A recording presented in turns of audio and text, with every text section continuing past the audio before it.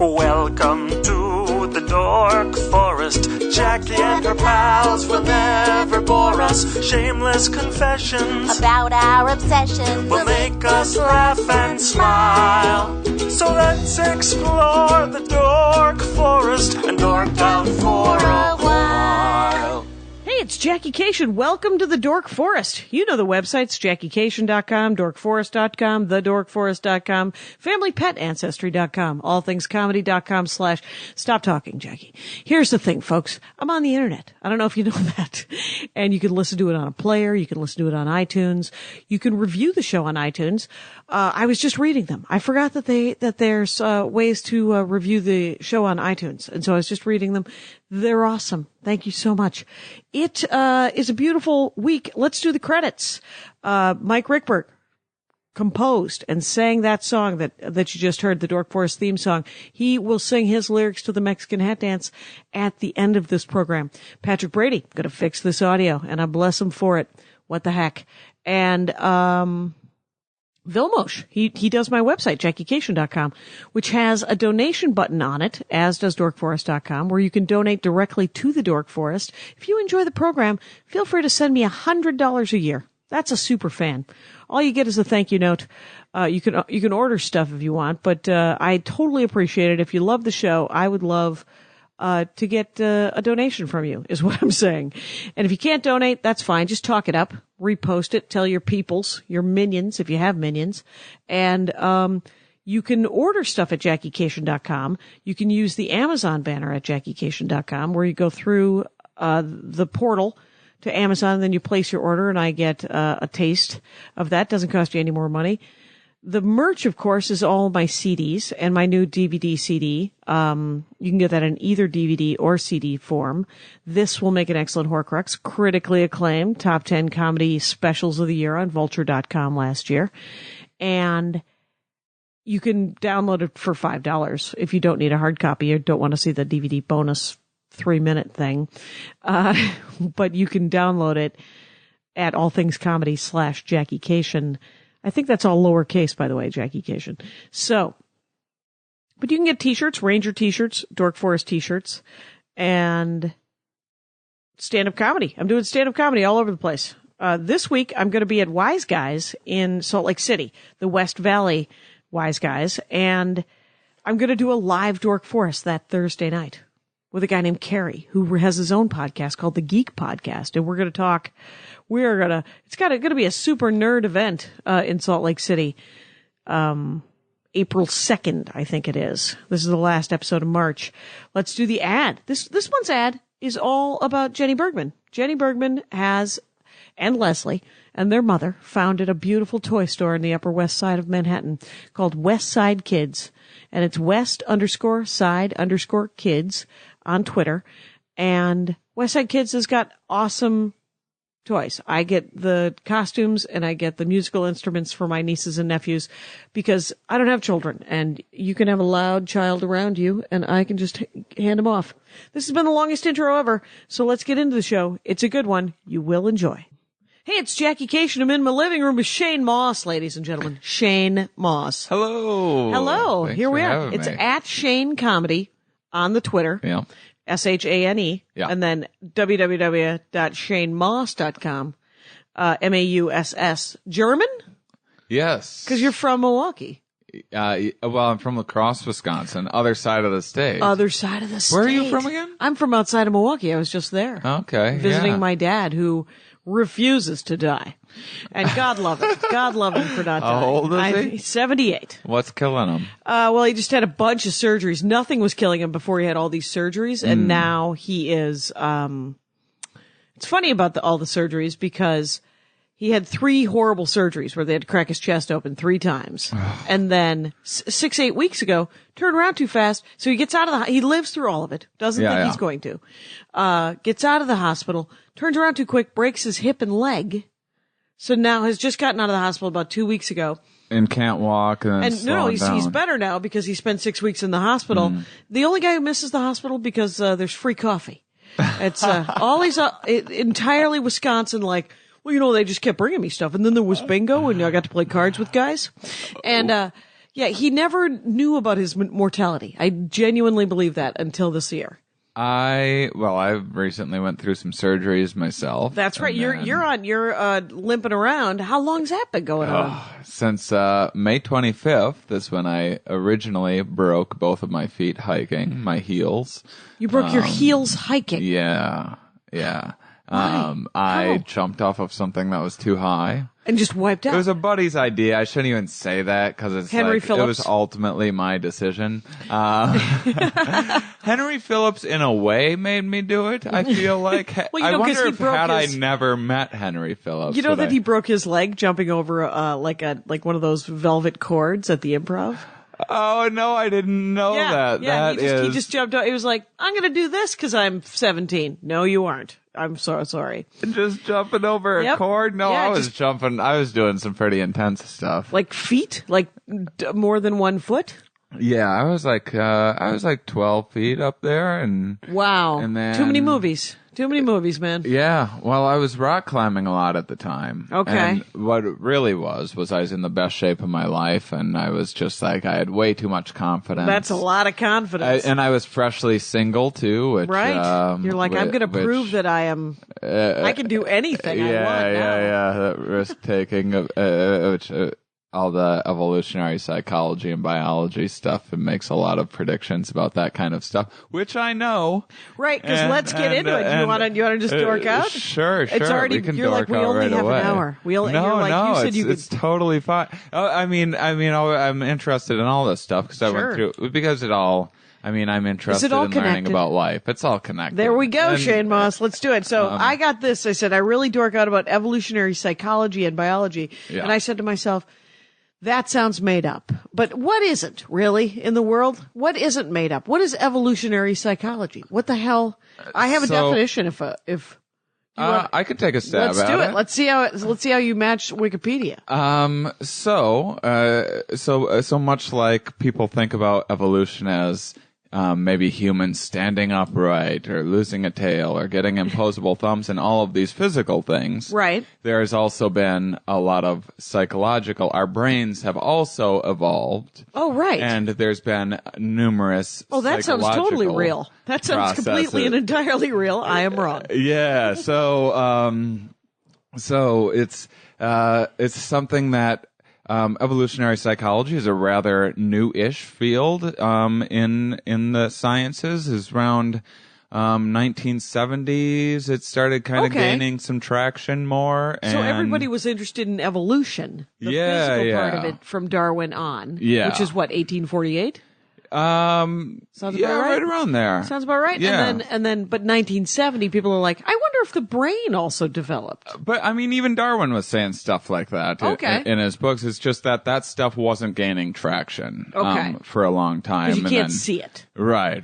It's just a lot harder to understand. And then there was a lot of stuff with mating and everything early on, and there was all these other weird reasons why it didn't take off, which was evolutionary psychology kind of predicts that females in most species will kind of end up calling the shots. Dun, dun, dun. When will it happen? As far as selecting a partner. Oh, okay.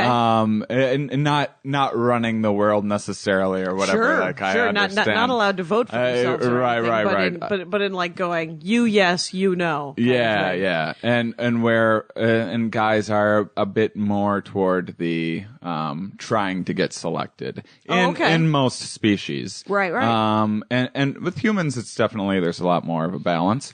But because most scientists were males, Right. back And then couldn't get laid. and They're probably like, couldn't that's get why. laid. That's Yeah. why I'm not getting laid. And it was it was this idea that and it always looked like males were like on top. So it's like, well, the men are in charge here. Okay. And they're doing and the idea that females had any control in this, Right. and we're driving how we shaped our lives and everything was very controversial for a very long time until women right. started getting in the field. Okay. And that helped evolutionary psych. But it's not just about sex, it's about lots of other stuff. Right. But, Because, well, I mean, when you watch animals, you see sort of like the male plumagey kind of thing where you're just like, no, I'm the one. And then guys like deer will fight.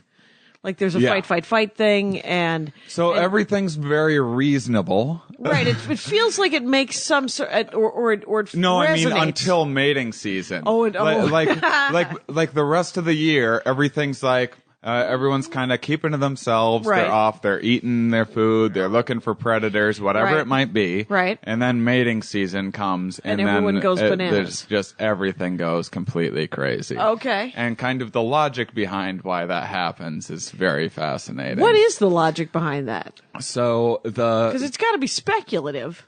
Right? Initially? Well, a little bit. I mean, I guess everything is, but sure. Well, initially everything. I mean, you gotta speculate to figure out. And then you have an hypothesis, and then you test your theorem. And they're getting to be pretty well tested ideas. But I think that the kind of the original idea of survival of the fittest, which is something that came not out of Darwin's mouth, but out from interpretations of what he had written. Interesting. And because Darwin noticed this sexual selection stuff right away, with the peacock and the large plumage is actually the go-to standard best one of the classic great examples of the sexual selection stuff.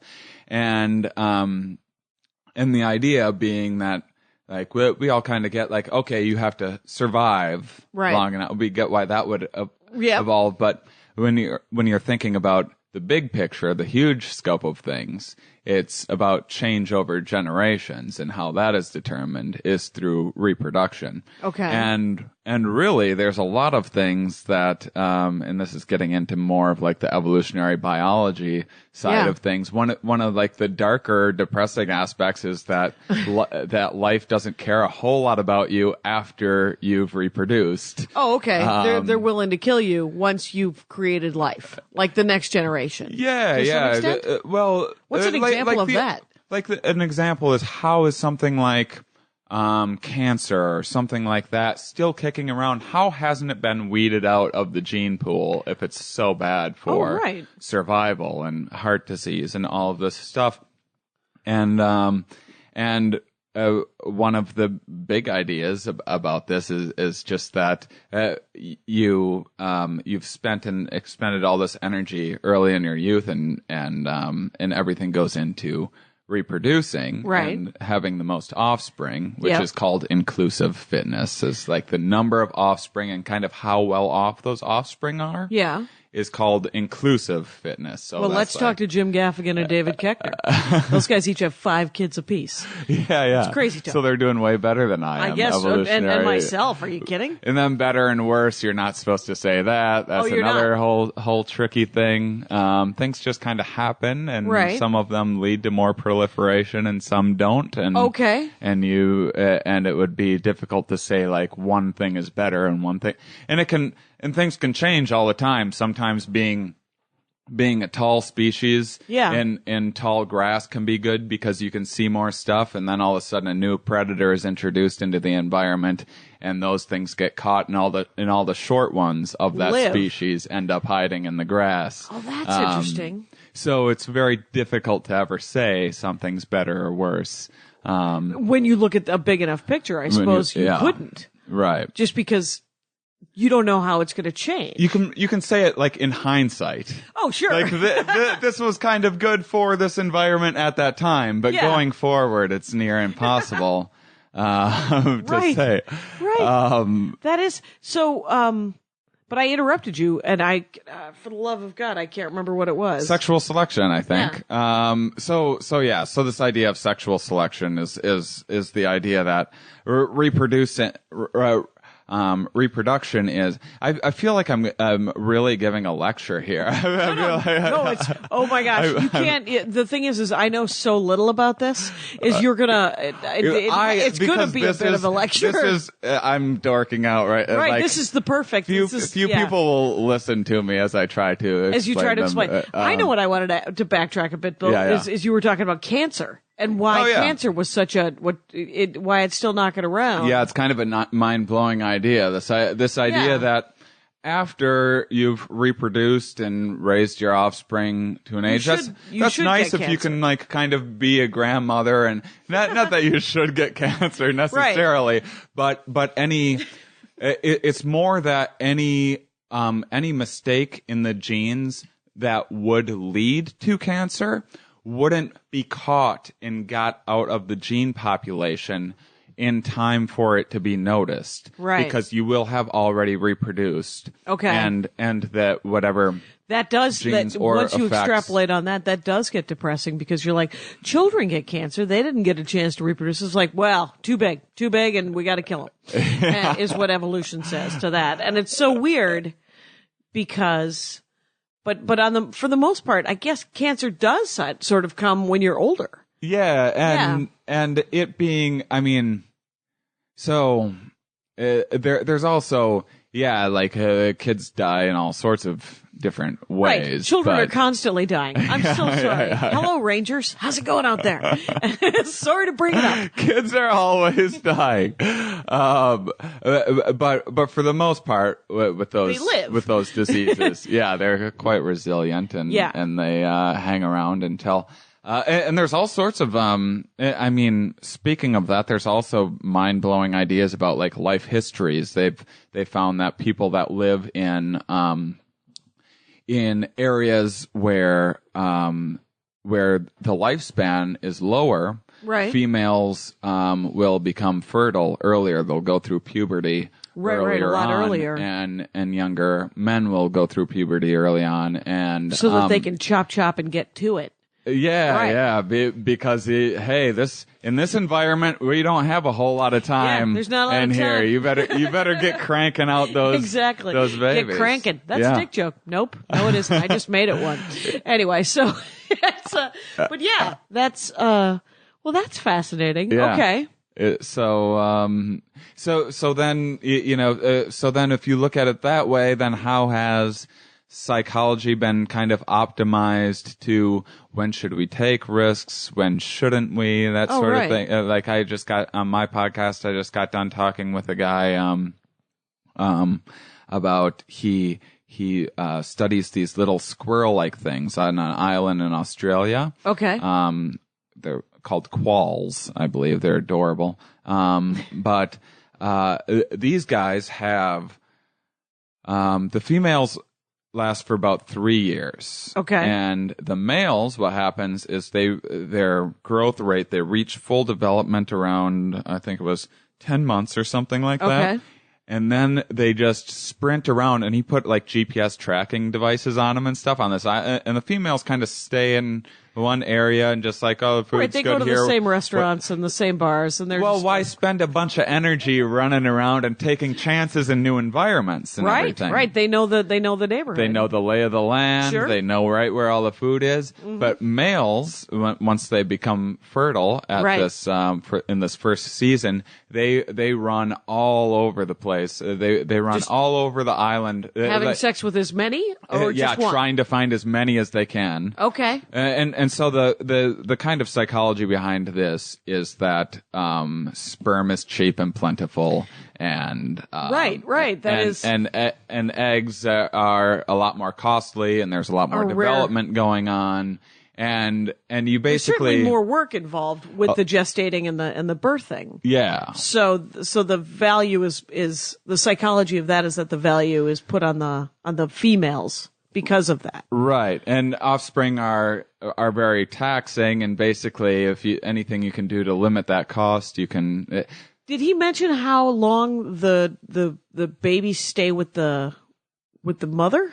Oh, so this is, I'm getting off topic a little bit and going in and out of this, but so I'll get to like the punchline of his research and then explain. So basically, and this is getting into how the stress response works, which is basically your stress response is like fight or flight. Hey, let's shut down the immune system. Let's shut off the sex drive. Let's shut off everything we don't need right now. Right. And let's get the hell out of here. Let's power everything. It's like these glucocorticoids that pull everything out of your fat cells and power your legs. And then let's get the hell out of here. Okay. And then afterwards, your digestive system will come back and everything else. Well, these guys enter this high state stressed response and just burn themselves out looking for puss, basically. Right. And then running all over the place, and then they have sex with as many females as they can, and they basically screw themselves to death.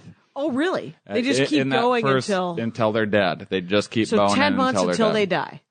Yep, 10, 12 months, 10 months, then they reproduce, then they go around for like 2 months trying to bone as much as they can, and then all their organs are shot and salmon have a similar thing that they do where they power everything getting up the stream, and they're getting past grizzly bears and everything else, and then they die after they lay the eggs, and that has to do with their immune system having deteriorated. I forgot to mention, your podcast is called Here We Are, and you interview scientists and you talk about the meaning of life with guests. Right? Yeah, that's awesome. And that's on iTunes and everything. Is it hereweare.com? HereWeArePodcast.com. There we go. And you also have a comedy special on Netflix right now called Mating Season. So people should watch that as well, because you're very funny. I enjoy the works of Shane Mauss. Thank you. Now, and I'm recording a new album in April in Madison.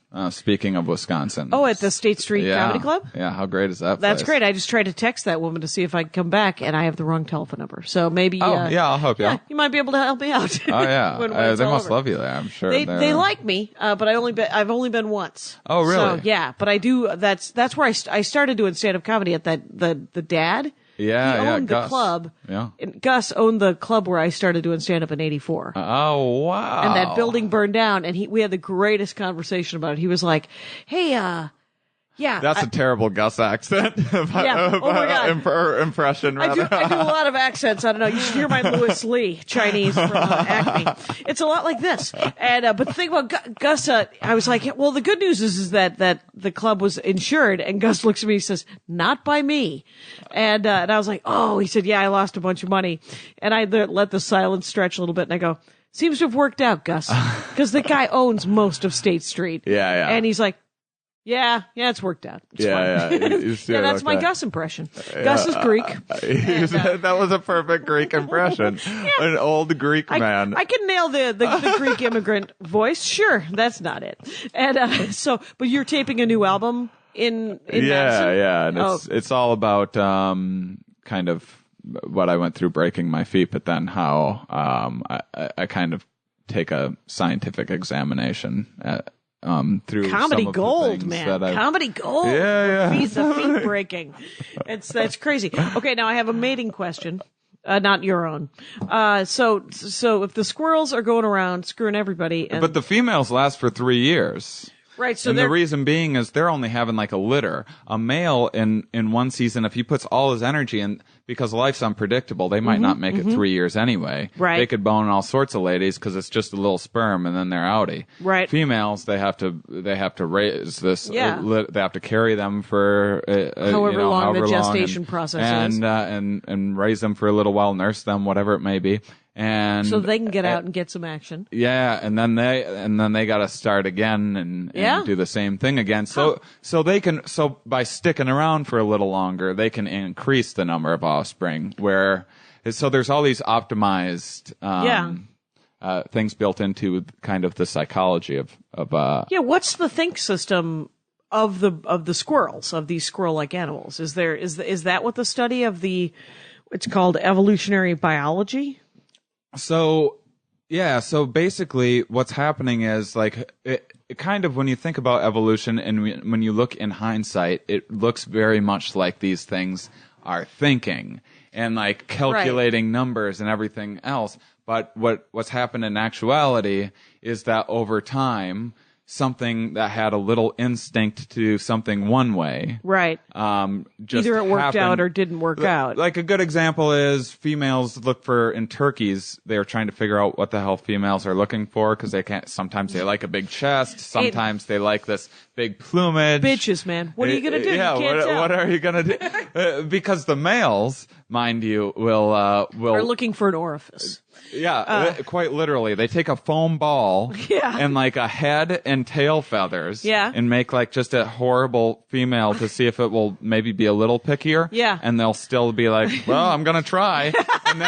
and then they'll take the tail feathers and like crook them 90 degrees and to be like, Yeah. well, this is like a mutant Yeah. lady, and they'll take a little while longer and look and be like, well, I'll still give it a shot. And then they'll take the feathers and put It's it by not my the head. responsibility. Yeah. And then they'll look for a little while longer, like, well, I've never seen anything like this. Where do I stick it? And then they're like, well, they'll try anyway. And the only way you can get these things to stop boning is to like take the tail feathers and stick them over here and take the head and stick it 20 feet away. And then they're like, I better not mess with that. That's just a ball. Yeah. That's just a ball with an orifice. I am not going to actually screw that. But Okay. females, having to be more selective, are Right. pickier, Right. because you're only going to get to sire one guy's offspring this season anyway. Okay. So why not pick the best guy? Right. So you have to have some sort of inclination to look for things. So what they end up looking for is this red. It's called a snood, the gross thing that droops off of their nose. Oh, yeah, that flap. And you think, why would you want? That's not, That's what is that for? You wouldn't think that would be a trap. What is Right. it for? What's the purpose of it? Right. And what they found out is that in our in the DNA, Yep. there just happens to be the gene that makes that red thing larger happens to be right next to a gene that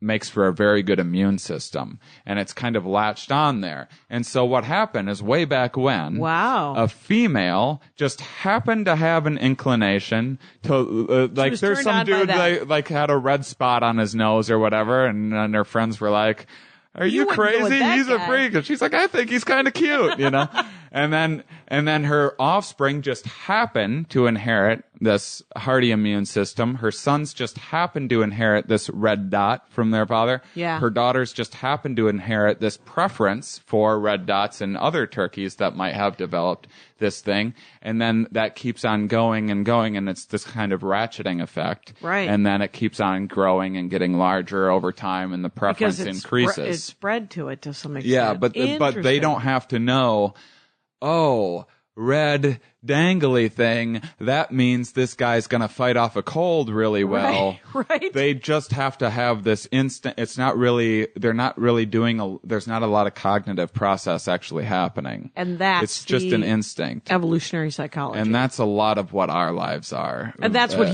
that's how humans are? Yeah, a lot of what we interpret as us doing actions and making that's this consciousness stuff is very much just the tip of the iceberg. It's 5 to 10% of our thinking is being very generous. Okay, I mean, so- you don't think about breathing. You Right. can think about breathing, but you Right. don't. You're And not thank thinking God you about don't, 'cause- blood flowing, and it would be too much to keep track of. You can't think about.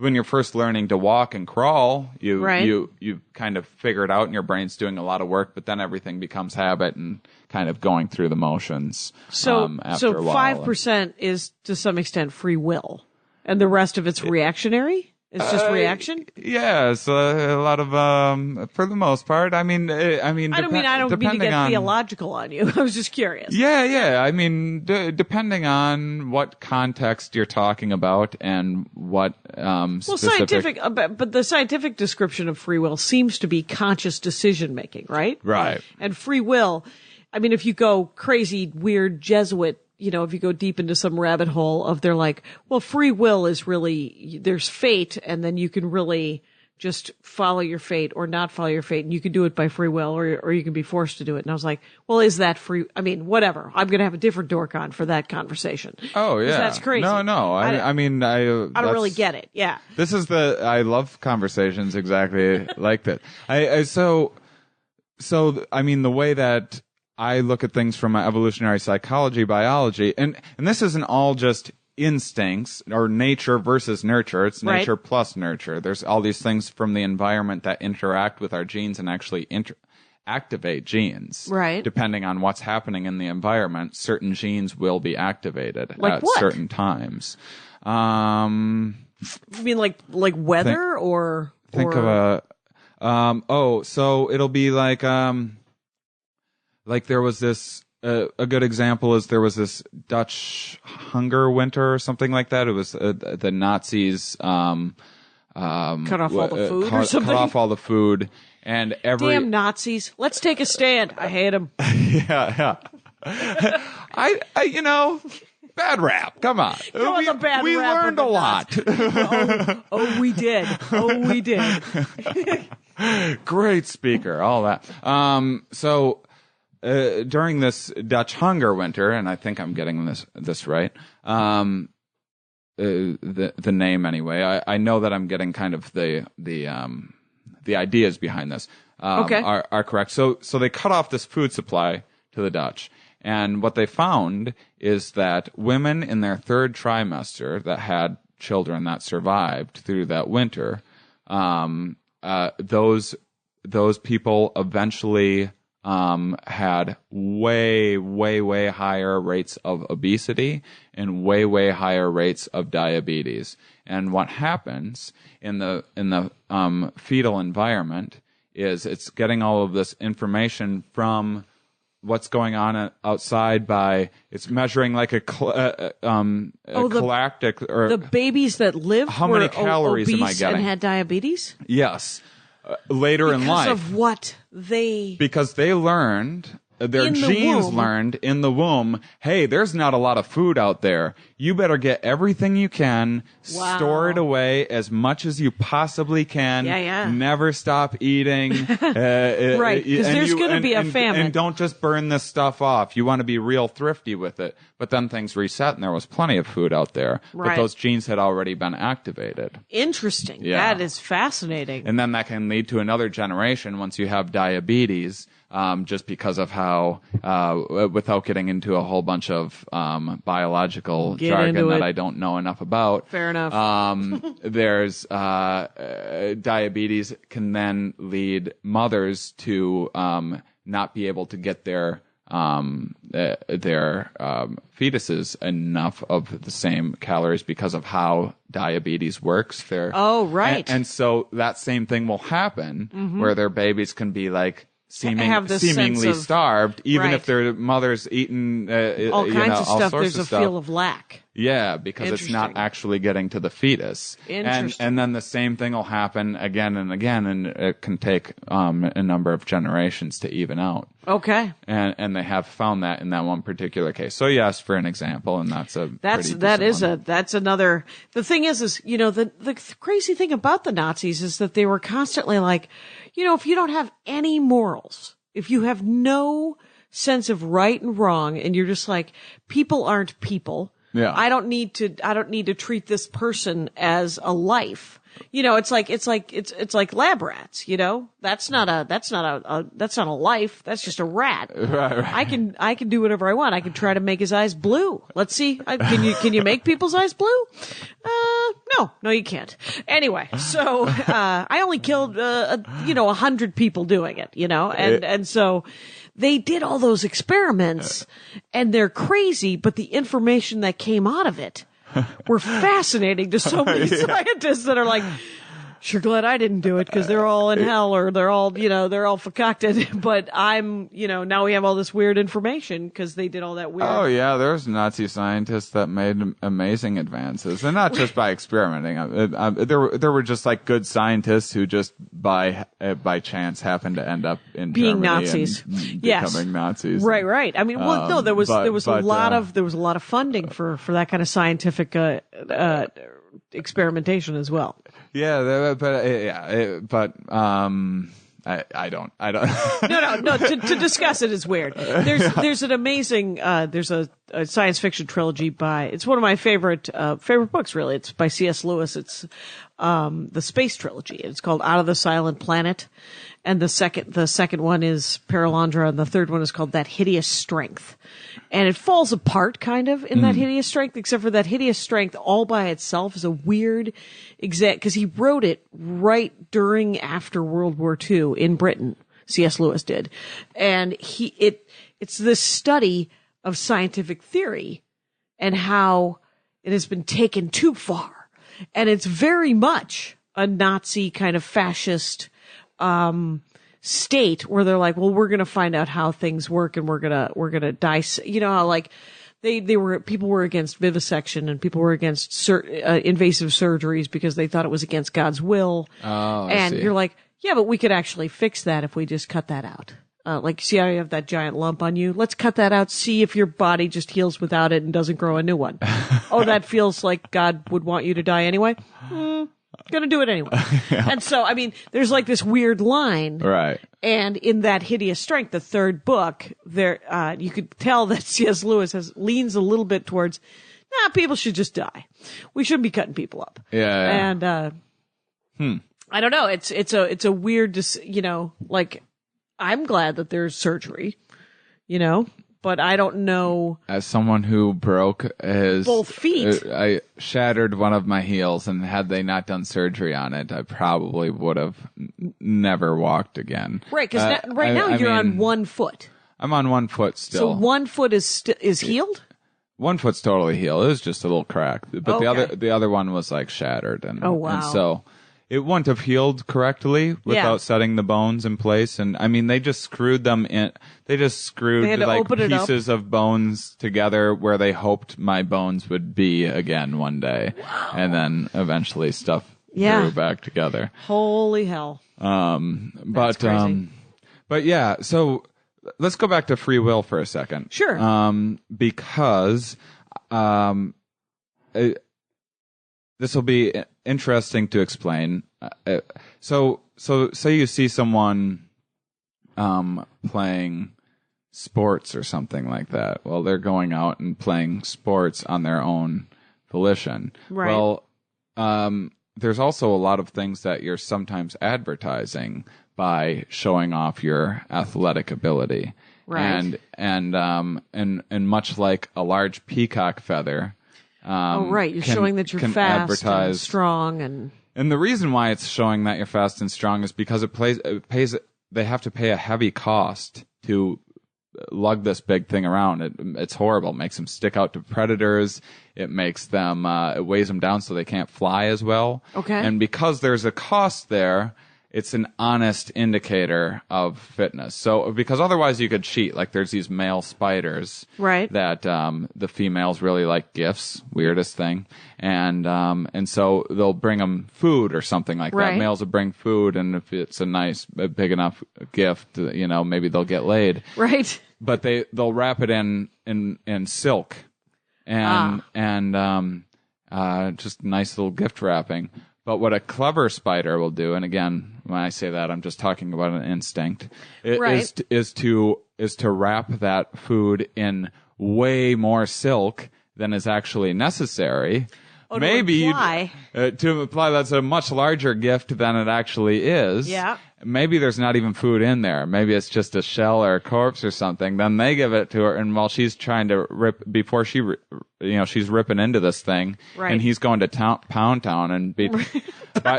the time she realizes it's a cubic zirconia, he's already out of there.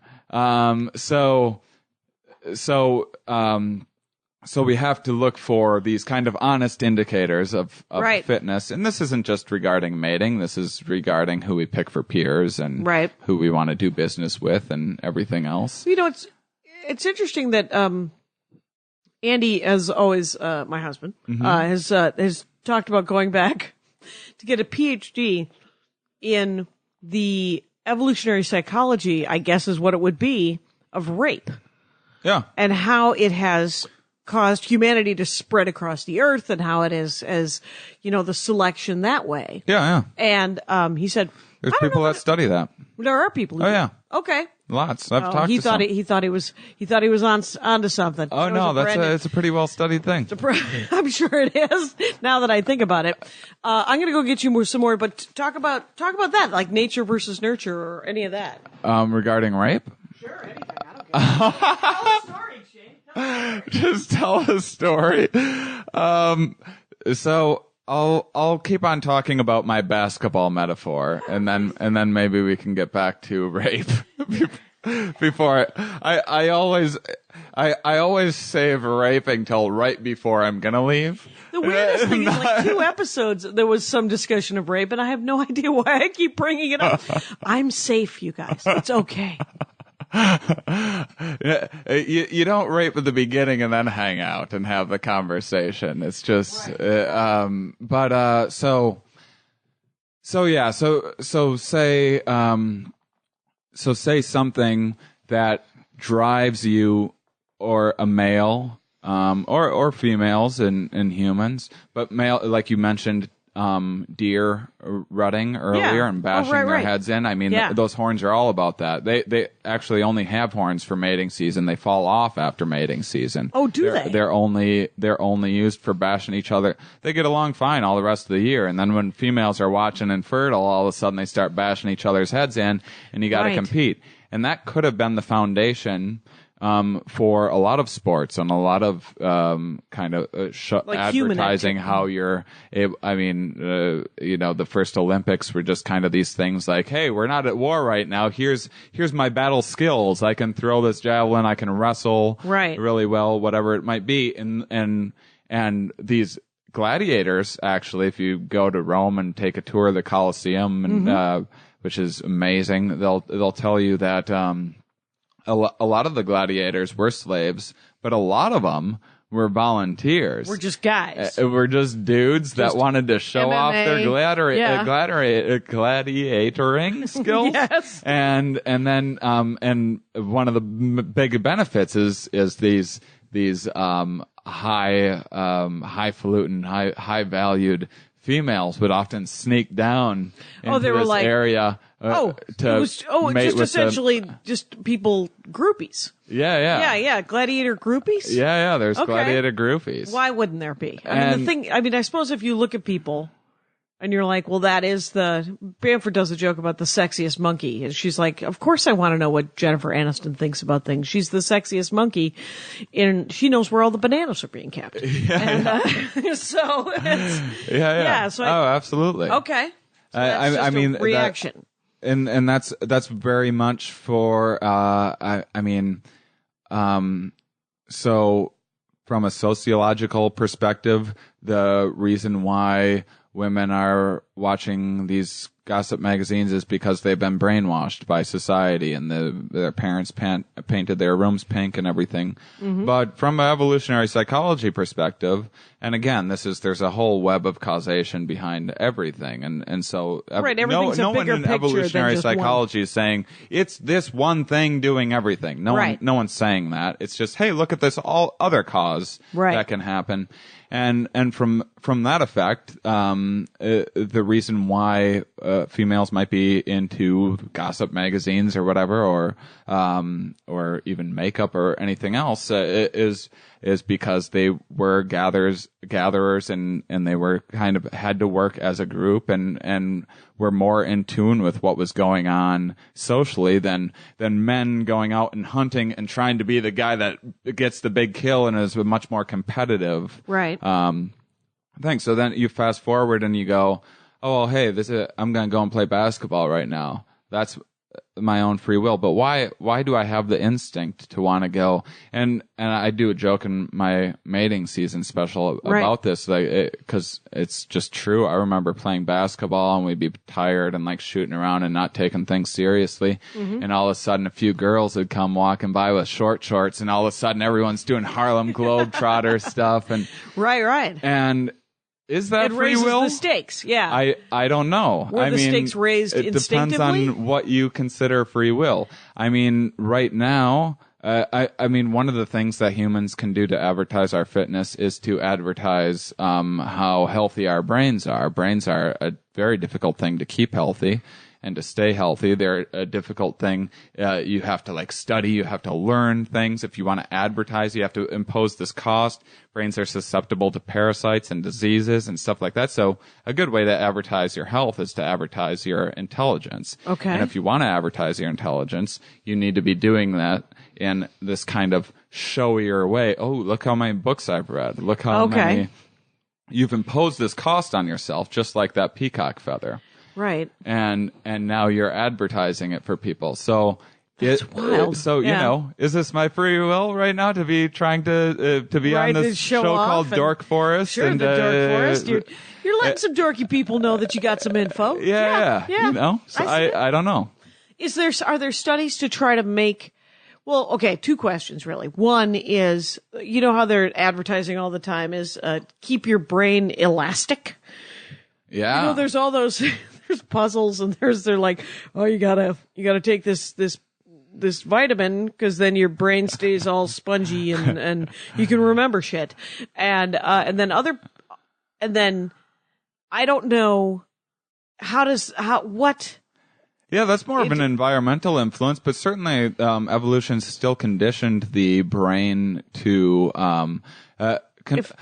be in humans. Evolution has seemingly equipped us with a wide range of tools that we can use and are sometimes activated in different environments. And I think what you're talking about is how parts of the brain can atrophy. It's a use it or lose it kind of. And in neuroscience, which I'm also way into neuroscience, but I don't know nearly enough about. Right. That definitely seems to be a lot of the cases, a use it or lose it kind of thing, but you can get it back. There's, I was just reading, an audiobook, The Brain That Changes Itself. I just started a few chapters in, and they were talking about, helping the elderly walk. What they're doing is having them walk barefoot more. And so what they've done, what they've realized from MRIs is that the part of the brain that is monopolized in using your feet, which one is much smaller than your hands because it takes a lot more brain work to manipulate digits and everything. Okay. So like there's a body map in your brain. Yeah. And the hand is a very large part of this body map. Okay. And the foot isn't as big, but the thinking is that our shoes are desensitizing our feet to a lot of sensory information, and it's using the same kind of use it or lose it principle where the foot in your brain map is kind of shrinking and atrophying and not so if they reintroduce just more stimulation, right, you're like take off your shoe again. And sock, walk around barefoot, your brain could relearn that's what your feet are. Right. Those are what your feet are for. Yeah, yeah. Well, that's interesting. Yeah. It's have you ever heard Stephen Wright's joke about MRI? It's my favorite no. It's my favorite Stephen Wright joke. I'm getting an MRI tomorrow to find out if I'm claustrophobic. Which is the greatest MRI joke I've ever heard in my life. Stephen Wright, ladies and gentlemen. And but okay, so now are there studies that they're doing now to try to force sort of to force our brain, like, cause what I feel like with all the advertising, they're like, play puzzles, take off your shoes, take these vitamins. They're trying to create evolutionary psychology, right? They're trying to shape it. Yeah, I mean, is there a field of that? So many generations. Evolution actually, depending on who you talk to, can work quicker than what we originally thought. Take lactose tolerance, for instance. 95% of the population was lactose intolerant 8,000 years ago. And then we figured out whatever weirdo figured out to suck on these cow right, teats how to make it work. And whatever benefit that it had, if that helped survive in lean times, if it got some sort of vitamins that helped at that time, maybe it was a sexual selection thing. Maybe if this milk stuff was making you gassy, females didn't want to be around you or something like that. Anyway, so it's gone from so that it didn't make you gassy. Kind of thing? Yeah, okay. Now 95% of people are lactose tolerant. Right. So in 8,000 years, and we're just talking about milk. Right, right. 8,000 years later. In 8,000 years, milk has had a pretty enormous impact on our genes. Yeah. So little things can change, and there's some like owl moth thing in London, and there's black ones and there's white ones, and there was like 5% black ones and 95% white ones, and then London got highly polluted, and a lot of their buildings were becoming darker. Yeah. And then the black ones camouflaged in more to some of these buildings from predators, birds, I imagine. And so then 95% of them were black, and then but then they cleaned up the city. Okay. And then it went back again. Weird. Yeah. Just like in the course of like 50 years to 100 years? Well, Yeah, something like that. But it you had have to to have been think 'cause about of it as industrialization. generations. Yeah. So a moth generation is a pretty human tight. generation is 25 years, something like Right. that. A moth generation is like a couple of weeks. yeah, a few Yeah. weeks. So. Which Oh, that's but a that's- whole other thing with like how we interpret this idea of a lifespan and how we interpret time and It's the weird. relativity of it all. And I mean, imagine like a mayfly's life where it's like these guys have 4 days and it's like I'm sure they wish they had 5 days. That'd be great. But if you're like, okay, we'll give you 15 days, they're like, God, what? I don't want to keep on doing be this. immortal. Yeah, it's like I want to live 100 years. I don't want to live 1,000 years Right, to that us, sounds like Yeah, that's exactly what that but would to them, be. it's still a lifespan. It would be I mean, not that they another really... quarter of their life. You know, I mean, if you think about it, you're going to live 80 years or you're going to live 160 years. yeah. And you're like, wow, 160. What would I be like 160 years from now? Or even, 500 years. Then it's like people are sick of my stand-up. I'm moving back in with my parents when I'm 250. You got to keep writing, Shane. You got to keep writing. That's the Shane Mauss, ladies and gentlemen. Always writing. 500 years of... It doesn't Airline matter how food. much I... Maybe you start writing novels. Yeah, I guess so. I'm comfortable with the 80 to 90. Are you? It's funny. How long? Well, I'm into. I mean, we talked about this when I had you guys on my old podcast. We Right, you talked had about Andy and I. transhumanism on. What define transhumanism? Because I don't remember what the hell that is. What was It's it? just the idea of advancing humanity through technology and okay. uploading our brains into computers. Oh, that's right. And living eventually forever living in a forever. computer and then moving from I think body we to talked body. a little bit about that. Yeah, and, probably. that was when I was like, I want to do your podcast. I remember Oh, there you thinking go. that Yeah. when you let me talk about robots, and Yes. most people yell at me And for say, talking stop talking about robots. robots. No, I say, own the robot love. What the heck? It's nothing wrong with robots. And but I heard something. Wrong with the robots. I'm a There's liberal. some things, I think, right? well, I was there's something at South by Southwest this week. I heard on NPR that some people are working on. They're like desperate to interact with technology. They're like, when are we going to be able to like replace my eye with an eye that'll see further and better and all this stuff? A perfectly healthy eye, by the way. Yeah. They want to pop it out, pop in a new eye that's Yeah. got a telephoto lens, and you're like, and they would do that by choice. Yeah. That sounds insane to me. You Yeah, know? It's, I don't know. But other people are like, yeah, let's do this. It's because that would be super fun. Like, I was like, well, do you want to have your legs lopped off so you can get faster legs?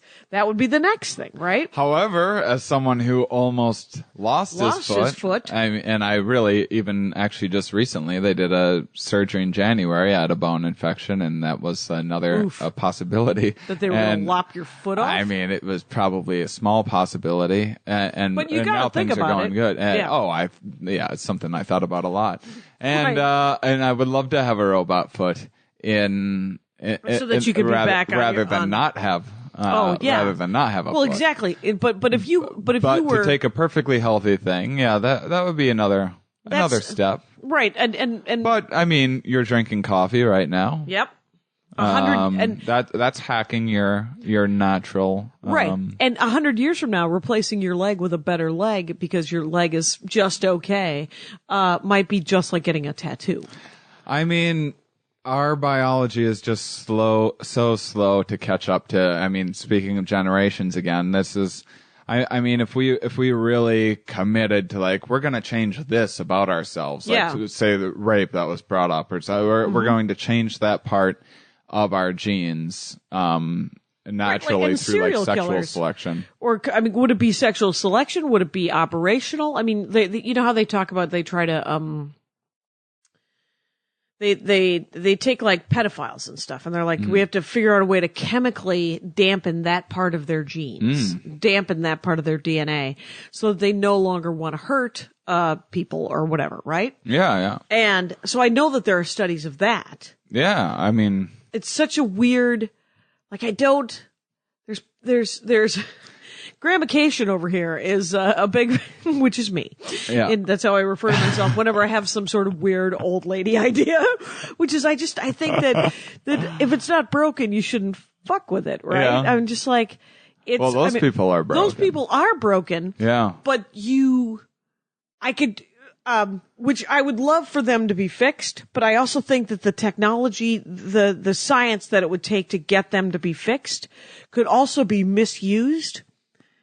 Maybe I read too much science fiction, but I'm just like, someone's going to use that. And misusing stuff. Yeah. Yeah, they're going to misuse that kind of power and that kind of technology. I mean, just what if they turn us all into pedophiles? They switch it the other way. You think about how little power somebody has and how they misuse it, right? Yeah. Like, Bill Cosby for no reason except for that, the guy has, these were women, from the most part, from everything that I've read, these were women that would have slept with him anyway. No. But he was married, so possibly intellectually, psychologically, he thought to himself, well, maybe I'm not cheating on my wife if this is an inanimate object. I have no idea what he was thinking. But these were women who would have probably fucked him. Yeah. And he's like, no, I can't do it that way. That's not how they have to be knocked out, but still breathing. I don't want to sleep. He didn't want to sleep with a doll, or he didn't want to just get a fleshlight or some creepy, Yeah. It's just so, and you just wonder, that guy didn't have that much power. He had some power. He had enough power that he made, $12 million a year and he could fly around the world, but it's just the abuse of that power. Yeah. For no reason, as far as I can tell. Right? Yeah. For Steam, I don't know. I think that there's probably something just off, and maybe that was what he was attracted. Maybe it wasn't that it was like him getting away with or validating it to himself. Maybe he was actually attracted to just people lying there breathing. Yeah.